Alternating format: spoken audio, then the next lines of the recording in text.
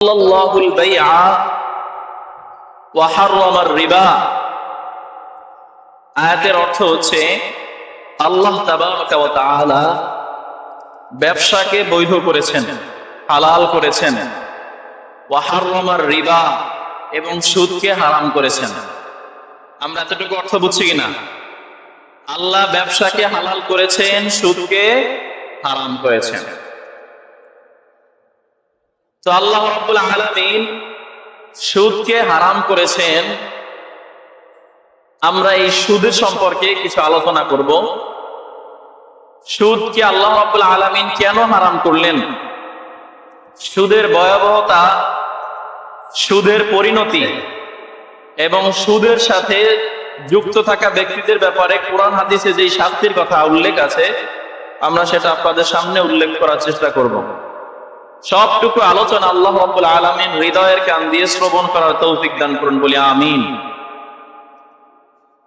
সমাজে লাঞ্ছনাকর, দুঃখজনক যতগুলো বিষয় আছে তার ভিতরে একটা বিষয় হচ্ছে সুদ।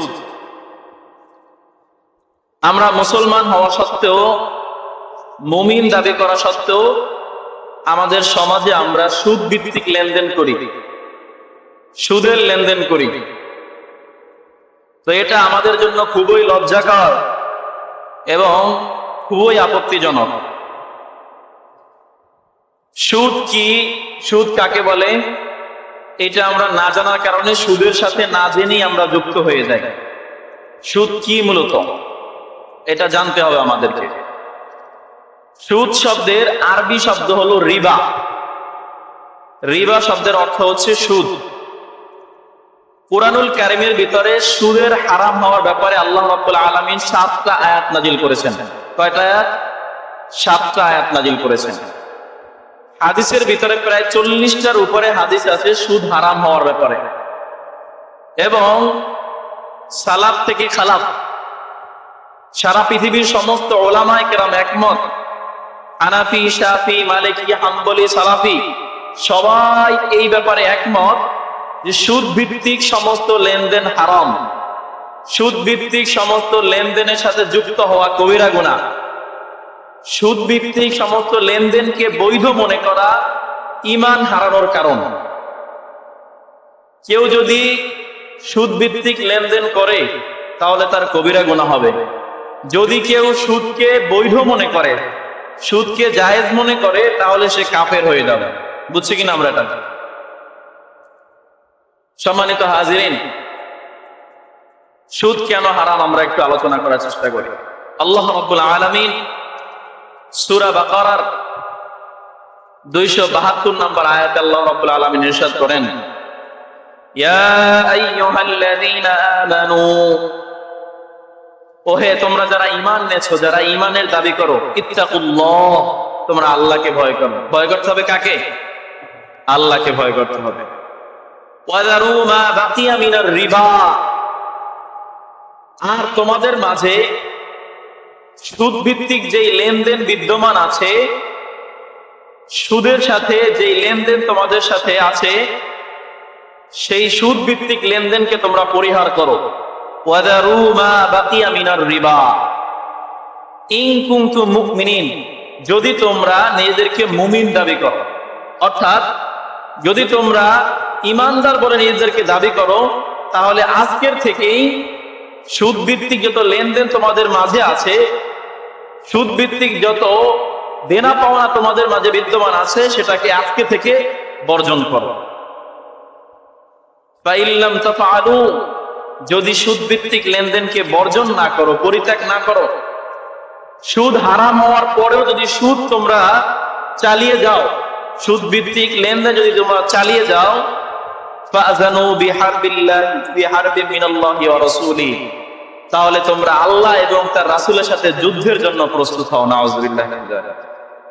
কত জঘন্য কথা!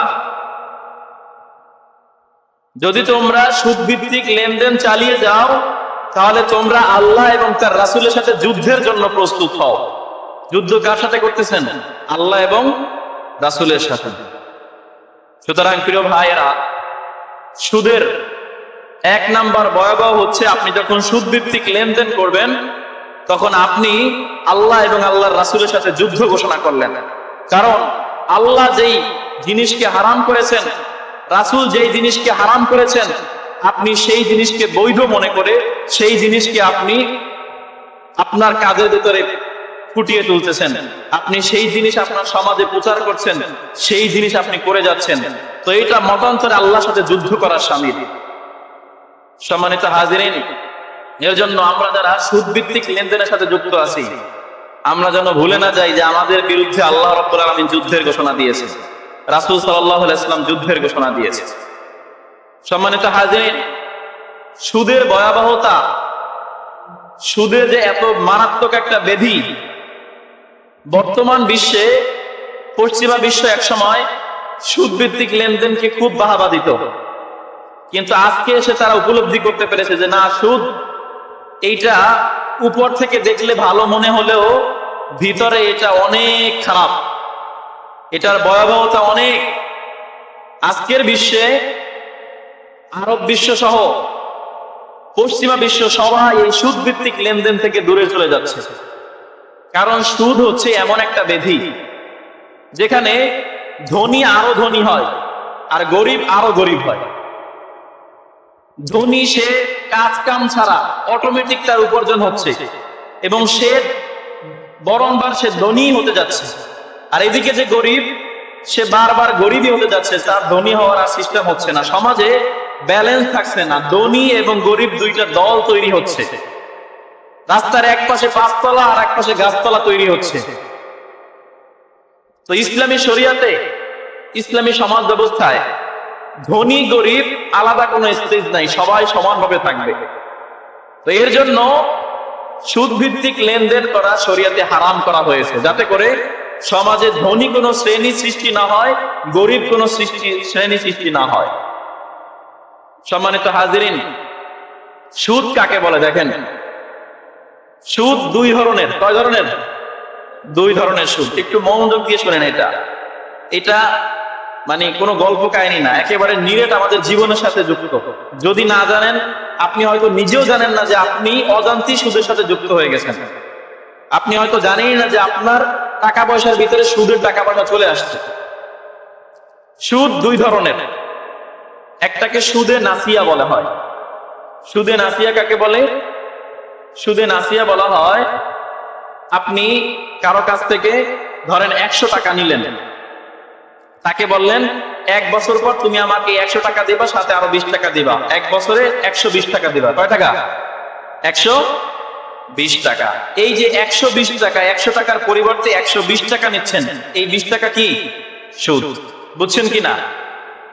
সমপরিমাণ মাল আপনি কাউকে দিয়েছেন, এর চেয়ে বেশি আপনি তার কাছ থেকে হাসিল করতেছেন, তার কাছ থেকে আপনি গ্রহণ করতেছেন, অতিরিক্ত যে জিনিসটা আপনি গ্রহণ করতেছেন এটাকে বলে সুদ। এর জন্য হযরত আলী রাদিয়াল্লাহু তাআলা আনহু বলেছেন, কুল্লু করদিন জাররা মানফাআতান ফাহুয়া রিবা। প্রত্যেক এমন লেনদেন, এমন ঋণ যেই ঋণ কোনো মুনাফা নিয়ে আসে। আমি আপনাকে 500 টাকা দিলাম, আপনি আমাকে 500 টাকা ফেরত দেবেন, এইখানে ওনারও কোনো লাভ নাই, আর্থিক কোনো লাভ নাই, আমারও কোনো আর্থিক লাভ নাই। এই যে লেনদেন করেছে এখানে আর্থিক কোনো লাভ হচ্ছে না। কিন্তু যখন আমি ওনাকে 500 টাকা দেওয়ার পরে ওনার কাছ থেকে 500 টাকার বেশি 520 টাকা অর্জন করব, তখন এখানে 20 টাকা আমার মুনাফা হয়েছে। এই লেনদেনটা, এই ঋণটা আমাকে 20 টাকা লাভবান করেছে, এই 20 টাকা লাভবান করা হচ্ছে সুদ। এটাকে বলে রিবা নাসিয়া।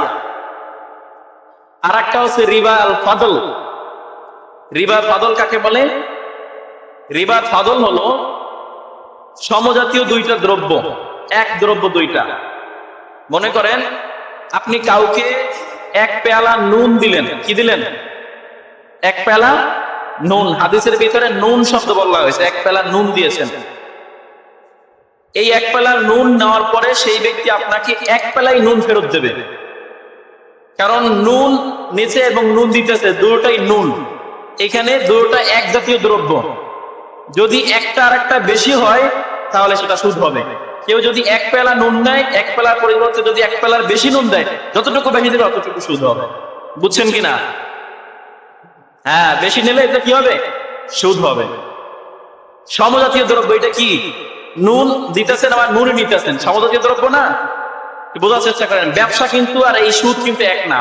ব্যবসা হলো আমি আপনাকে মনে করেন 500 টাকা দিলাম, 500 টাকার পরিবর্তে আপনি আমাকে 1 কেজি গরুর মাংস দিলেন। গরুর মাংস আর টাকা সমজাতীয় দ্রব্য। গরু আলাদা জিনিস, গরুর গোশত আলাদা জিনিস, টাকা আলাদা জিনিস। তো এইখানে আপনি 500 টাকা জায়গায় 600 টাকা দিলে সমস্যা নাই, এটা লাভ হবে, এটা ব্যবসা, এটাকে হালাল করা হয়েছে। আল্লাহ বলছেন আল্লাহুল বাই, আল্লাহ ব্যবসাকে হারাম করেছেন।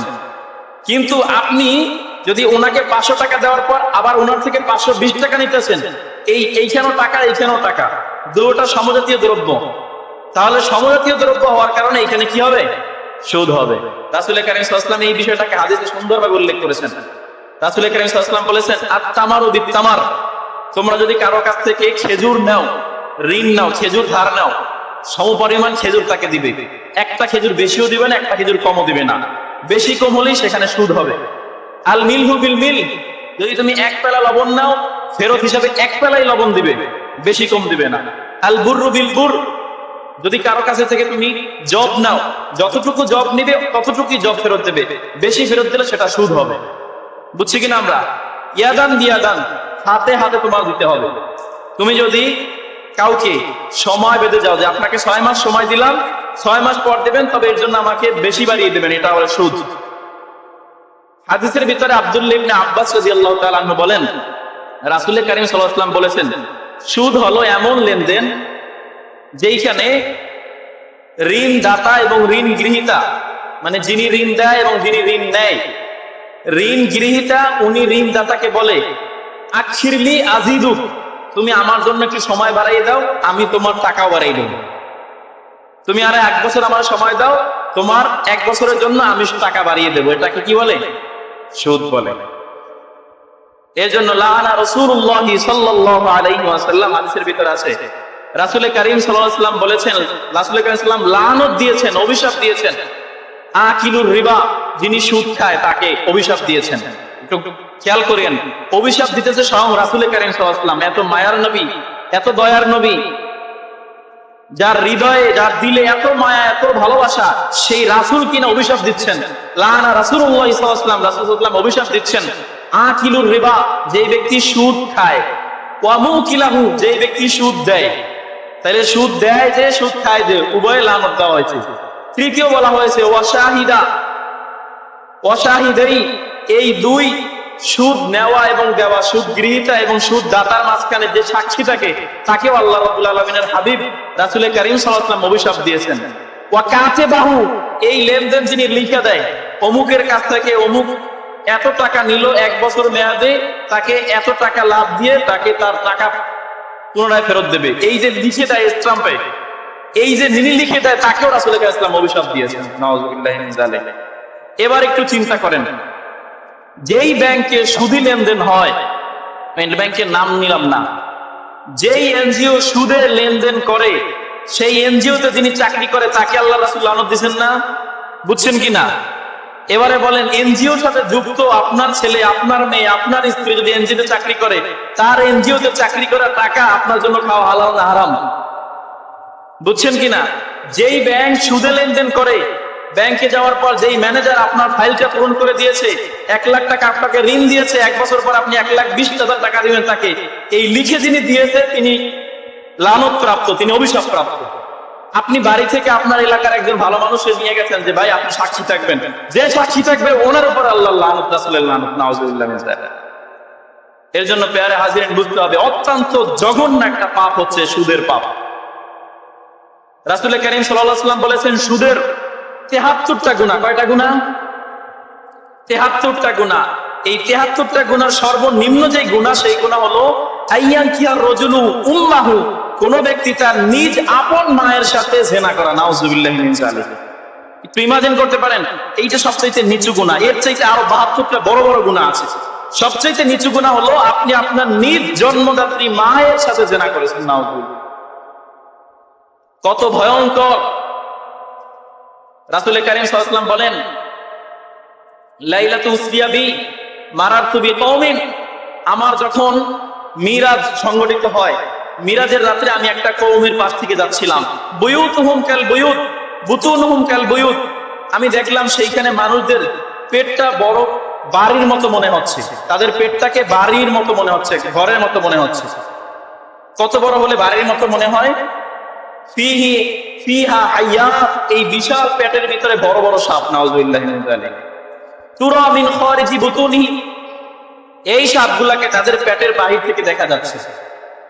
রাসূল কারীম সাল্লাল্লাহু আলাইহি ওয়াসাল্লাম জিবরাইল আলাইহিস সালামকে জিজ্ঞেস করলেন, মান হাউলা, হে জিবরাইল, এরা কারা? এত ভয়ঙ্কর শাস্তি দেওয়া হচ্ছে, এরা কারা? তাদের পেটটাকে এত বড় আকৃতি দেওয়া হলো, সেই পেটের ভিতরে এত ভয়ঙ্কর বিষধর সাপ ঢুকিয়ে দেওয়া হলো, যেই সাপদেরকে বাহির থেকে দেখা যাচ্ছে, এরা কারা? জিবরাইল আলাইহিস সালাম বললেন, আকালাতুর রিবা।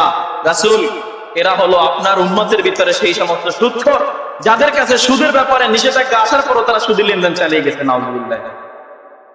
সম্মানিত হাজিরিন, খুবই জঘন্য জিনিস, খুবই জঘন্য জিনিস। আমরা এটা কোন রকমের দ্বিধাহীন ভাবে এটাকে গ্রহণ করছি। মনে রাখবেন, যেই সমাজে জিনা আর সুদ এটা প্রকাশ পায়, যেই সমাজে জিনা এবং সুদ প্রচার হয়, আল্লাহ রাব্বুল আলামিন সেই সমাজের ভিতরে দুর্ভিক্ষ দিয়ে দেন, নাউযুবিল্লাহি মিন যালিক। হাদিসের কথা আমার কথা না, রাসূল কারীম সাল্লাল্লাহু আলাইহি ওয়াসাল্লাম বলেছেন, মা মিন কওমিন যাহারা ফীহির রিবা, যেই কওমের ভিতরে কোন সুদ ভিত্তিক লেনদেন প্রকাশ পায়, উখিযা বিহিম বিসানা, আল্লাহ রাব্বুল আলামিন সেই কওমকে, সেই গোত্রকে, সেই জনগোষ্ঠীর ভিতরে আল্লাহ রাব্বুল আলামিন দুর্ভিক্ষকে চাপিয়ে দেয়। তাদের ফসল উৎপাদন কমে যায়, তাদের উৎপাদন কমে যায়। গেল বছর যেই লাউ খেতে 10টা লাউ হয়েছে, আজকের এই বছর সেই খেতে 5টা লাউ না, 2টা লাউ হয় না। এটা হলো দুর্ভিক্ষ। আল্লাহ আসমান থেকে নেয়ামতের বৃষ্টি আর বর্ষণ করেন না। যখন ধানের জন্য চাষাবাদের জন্য বৃষ্টি দরকার হয়, তখন বৃষ্টির খবর নাই। যখন বৃষ্টি হলে ধান নষ্ট হয়ে যাবে, তখন বৃষ্টি হয়। এটা আল্লাহর গজব, এটা আল্লাহর গজব। এই গজব আমরা আমাদের নিজেদের হাতের কামাই, আমরা নিজেরা নিয়ে এসেছি। আপনার সমাজে মনে রাখবেন, একজন মানুষ যদি সুদের সাথে লেনদেন থাকে, ওই একজন যে আক্রান্ত হবে বিষয়টা এমন না। আপনার সমাজে, এই সমাজে আপনি বসবাস করার কারণে আপনার সবাই এই সুদের কারণে আক্রান্ত হবেন, আল্লাহর গজব থেকে আপনারা কেউ রেহাই পাবেন না। খবরদার। এনজিও খুব সফট ভাবে আমাদের সমাজে ঢুকে পড়েছে। আফসোস লাগে, আমি শুনেছি আমাদের এই সমাজেও নাকি এনজিও তৎপরতা আছে। এনজিওর লোকেরা নাকি এইখানেও ঋণ দেয়। আল্লাহ হেফাজত করুক। এরা লোভনীয় অনেক প্রস্তাব দেয়। কাউকে একটা ঘর দেয়, কাউকে একটা গরু কিনে দেয়, কাউকে একটা গোয়াল ঘর বানিয়ে দেয়, কাউকে একটা দোতলা ঘর বানিয়ে দেয়। এই ছোট্ট ছোট্ট কিছু লোক দেখিয়ে তাদেরকে সুদের মতো কারবারের ভিতরে ঢুকিয়ে ফেলে। 5 বছর মেয়াদি, 2 বছর মেয়াদি তাদেরকে ঋণ দেয়, প্রত্যেক মাসে কিস্তি নেয়। ঋণ দেয় 1 লাখ টাকা, কিস্তি দিয়ে উঠিয়ে নেয় 1.5 লাখ টাকা। এই যে 1.5 লাখ টাকা দিলেন, 1 লাখের জায়গায় এটা সুদ হলো না? সুদ হয়েছে। তাহলে হাজিরিন, এর জন্য খুব তৎপর থাকতে হবে। সমাজের ভিতরে এনজিও কর্মীদেরকে ঢুকতেই দিবেন না। 1 নম্বরে এনজিও কর্মী যে, তার উপর আল্লাহর লানত, কারণ তিনি লিখতেছেন। যিনি এনজিও কে নিয়ে আসতেছেন উনি সাক্ষী, ওনার উপরে রাসূলের লানত। ওনাকেও আপনার সমাজে রাখতে দেবেন না, ওনাকে ঢুকতে দেবেন না। এই সমস্ত লেনদেন সমাজে চলবে না। আর এনজিওর সাথে তো আপনারা যুক্তই হবেন। আল্লাহ আমাদেরকে হেফাজত করুক, বলে আমিন। এনজিও অনেক বড় রকমের ইসলামের শত্রুতা করতেছে অনেক আগে থেকে। যুদ্ধ পরবর্তী 1971 সাল থেকে শুরু করে আজ পর্যন্ত গোপনে গোপনে ইসলামের যেই পরিমাণ ক্ষতি এনজিও করেছে, নন গভর্নমেন্ট অর্গানাইজেশন যেটাকে বলা হয়, আপনারা অবাক হবেন, অবাক। পার্বত্য চট্টগ্রামে, সিলেটের একটা অংশে, খাগড়াছড়িতে, রাঙ্গামাটি এলাকায় অজস্র পরিবারকে তারা টাকা দিয়ে সুদ ভিত্তিক লেনদেনের মাধ্যমে তারা খ্রিস্টান বানিয়ে ফেলছে, নাউযুবিল্লাহি মিন যালিক। অসংখ্য পরিবার। একটা রিপোর্টে দেখেছিলাম 14,000 পরিবারকে তারা খ্রিস্টান বানিয়েছে। আপনি কল্পনা করতে পারেন? 14,000 পরিবারকে তারা খ্রিস্টান বানিয়ে ফেলেছে। এর জন্য খবরদার, এনজিও ভিত্তিক এনজিও কোনো কিছু আপনারা আপনাদের এলাকায় ঢুকতে দেবেন না। একবারে বাচ্চাদেরকে ঢুকতেই দিবেন না এলাকার ভিতরে, না, ঢোকার কোনো ইয়ে নাই। এরা আসে কি করে?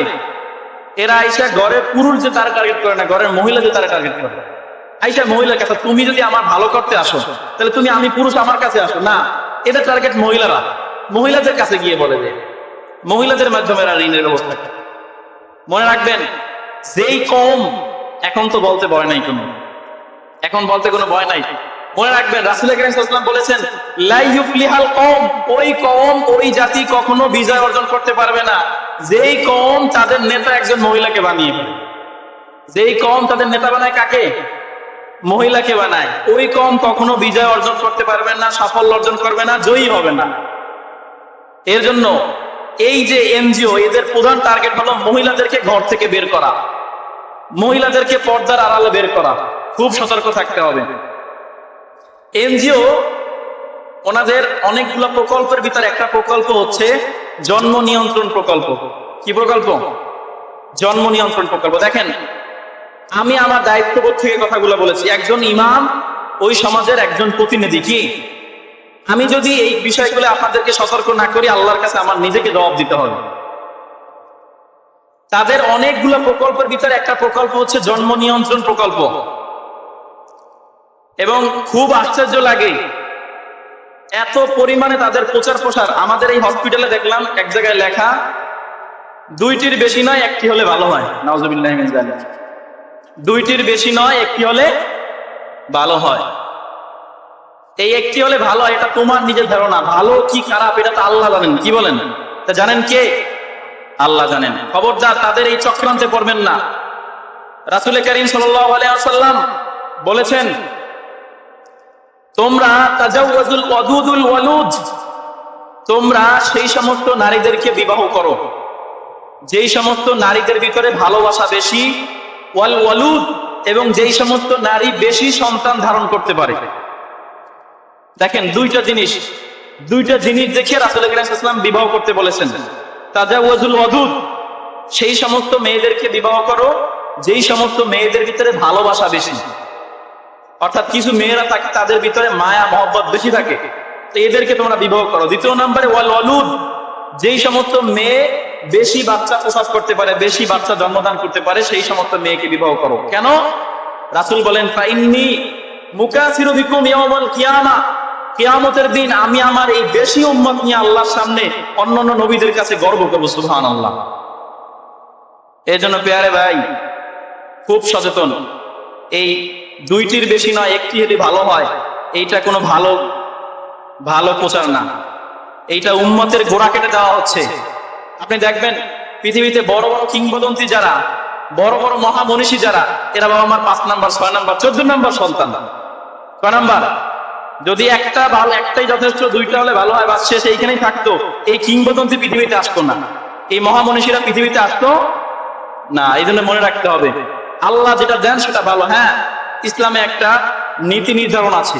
কোন মেয়ে যদি ফিজিক্যালি আনফিট হয়, তার শরীরের গঠন যদি অপূর্ণাঙ্গ হয়, বাচ্চা প্রসব করা যদি সে সক্ষমতা না থাকে, সেক্ষেত্রে তার জন্য বৈধতা আছে। কিন্তু কি খাওয়াবো, কি পড়াবো, চাকরি নাই, এই ভয়ে আপনি যদি বাচ্চা নেওয়া বন্ধ করেন, বা বাচ্চা নেওয়া বন্ধ মানে কি বাচ্চা হত্যা করা, এইটা যদি করেন, আল্লাহর গজব আসতে জমিনে দেরি হবে না। কারণ আল্লাহ বলেছেন যে রিজিকের দায়িত্ব কার? ওয়ামা মিন দাব্বাতিন ফিল আরদি ইল্লা আলাল্লাহি রিজকুহা, জমিনের ভিতরে যত প্রাণী আছে, চতুষ্পদ প্রাণী, 2 পায়ে বিচরণ করা প্রাণী, যত প্রাণী আছে, যা কিছু আছে, সবকিছু রিজিকের কার কাছে? আল্লাহর কাছে। আল্লাহ রিজিক দেন। আপনি রিজিকের ভয়ে আপনার সন্তানকে হত্যা করতে পারেন না।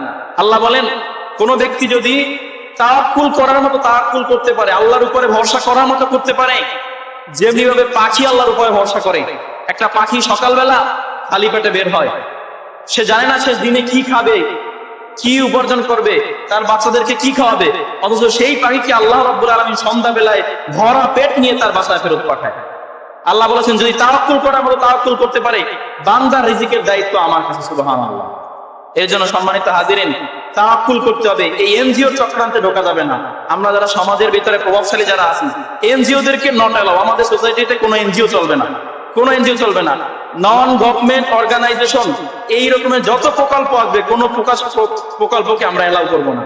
এরা লোভনীয় প্রস্তাব নিয়ে ঢোকে, শিকড় কেটে দিয়ে চলে যায়। ঋণ যায় অল্প, 2 মাস পর বাড়ির টিন খোলা শুরু করে। নাউজুবিল্লাহি মিন যালিক। এর জন্য সম্মানিত হাজিরিন, যেটা বলছিলাম, সুদ ভিত্তিক লেনদেন পুরোপুরিভাবে আমরা পরিহার করব। রাসূল কারীম সাল্লাল্লাহু আলাইহি ওয়াসাল্লাম বলেন, দেখো,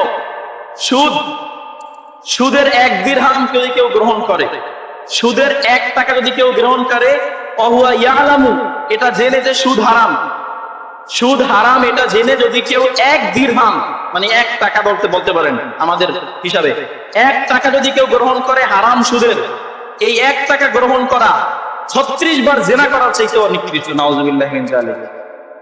আসাদ্দু মিন জানিয়া, 36 বার জিনা করা চাইতো নিকৃষ্ট। আপনাকে কত ভয়াবহতা বলবো সুদের, কত ভয়াবহতা বলবো। আল্লাহ কোন খারাপ কাজের ব্যাপারে এত কঠোরতা অবলম্বন করেন নাই। কোন ব্যাপারে আল্লাহ বলেন নাই যে আমি তোমার সাথে যুদ্ধ করবো। বান্দা যদি জিনা করে, চুরি করে, কাউকে হত্যা করে, কারো উপর জুলুম করে, কোন ব্যাপারে বলেন নাই যে আমি তোমার সাথে যুদ্ধ করব।